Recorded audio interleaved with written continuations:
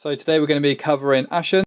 So although similar to other games, a lot of people refer to it as Souls-like, but I wouldn't say so. However, there are some similarities. First off, I'm going to cover the co-op, and in this respect it does have some similarities and it's really difficult to meet up. You can help do this by setting codes in the setting to the same code so you can meet each other in game. We did find that resetting the stones that you meet at and then further picking a point nearby to meet up the best solution. The annoying bit is though, this doesn't always ratify the problem, and then occasionally you can be left fighting on your own, and sometimes in some cases even fighting the bosses alone. Don't let that put you off though, it's not all bad news and the game itself is really good to play. So with all games of this genre there is a story and some NPCs to interact with, but it's the exploration in this game that really makes this game shine. The map itself is really well designed and you're interested as well to try and explore, go into caves and climb everything you can see basically. And as you're doing it, you're going to come across some really interesting dynamics. There's bits moving in the world, there's new sights to see and interesting places to explore, and some really cool things that happen throughout. Although the story isn't the most interesting, opening up the new areas and speaking to NPCs invigorate the game momentarily, I'd say. And the leveling system throughout feels quite fair, so upgrading your weapons is a good way to progress, and finding those materials is quite difficult. Which brings me to another downside in the game. Unfortunately, you can't drop items to your co-op partner, which is a bit annoying. But in retrospect, I guess it just stops you being overpowered and over-leveled. It's quite difficult to find the resources to get to those final weapon levels. However, when you're stuck on a mountain somewhere and you need a spear from your friend, it's quite frustrating that they can't drop you something. You know, for example, a spear maybe. And on that subject, later on, you're going to unlock fast travel, which is amazing. But the unique aspect I've seen that I really like is throwing the spears at the statues to teleport. It's not something I've seen before. It makes you want to go back and find all the areas you may have missed. So why would you want to go back? Well, to find all that sweet loot, of course. So we mentioned the skeletons, but you also want to collect the feathers, and then from quests as well you can get health and stamina.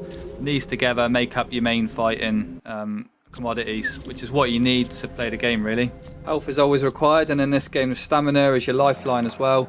If you lose stamina, you will get taken out. Not many downsides in this game, but I've got to say my next point is a very prevalent one, and that is inventory space. You will run out of it. At the start I dropped items, so I wish I knew you're going to get a chest later on. I may have saved them, but you are also going to run out of space in there if you're not careful. So use up your usable items, don't hoard them. This isn't really one of those games where you want to be hoarding items. Yeah, as I mentioned, the game's not all bad. In fact, I've really enjoyed playing it. And another reason apart from the exploration is the combat. So you're going to be leveling up as you play through, but also so does the enemy and their numbers as well.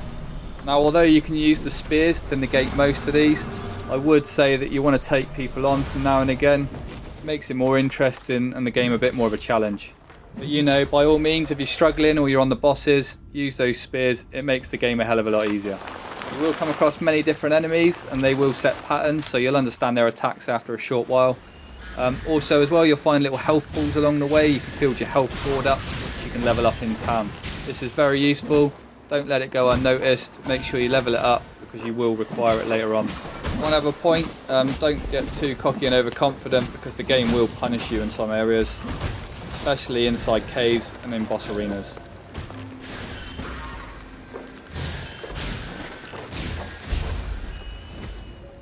Overall though, throughout, I feel the game is really balanced, interesting, really good to play, and in co-op is one of the best games I've played this year. All the way through until the final boss, I've discovered loads of areas. I've thoroughly enjoyed going around, climbing over things, climbing up things, finding everything you can. I'm trying to 100% it, and I don't think I ever will. There's still probably a lot I've missed throughout. I've tried not to ruin too much of the story, because I feel like that's one of the bits you're going to enjoy about the game. But if you've got any questions, leave them in the comments below and I'll try and answer them as best I can. But for now, I'll leave you with the final boss fight and me getting punished over and over. If you've got any tips yourself for beating it once you do start playing, let me know, because me and my friend are going to be repeating it over and over until we do.